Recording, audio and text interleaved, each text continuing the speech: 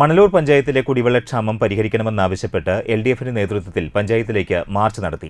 LDF Manalur മണ്ഡലം convener TV Haridasan ഉദ്ഘാടനം ചെയ്തു.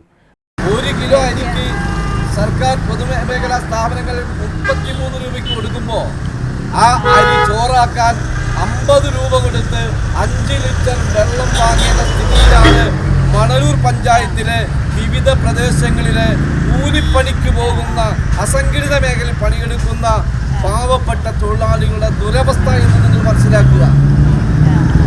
പഞ്ചായത്തിന്റെ വിവിധ പ്രദേശങ്ങൾ കുടിവെള്ളക്ഷാമ രൂക്ഷമാണ്.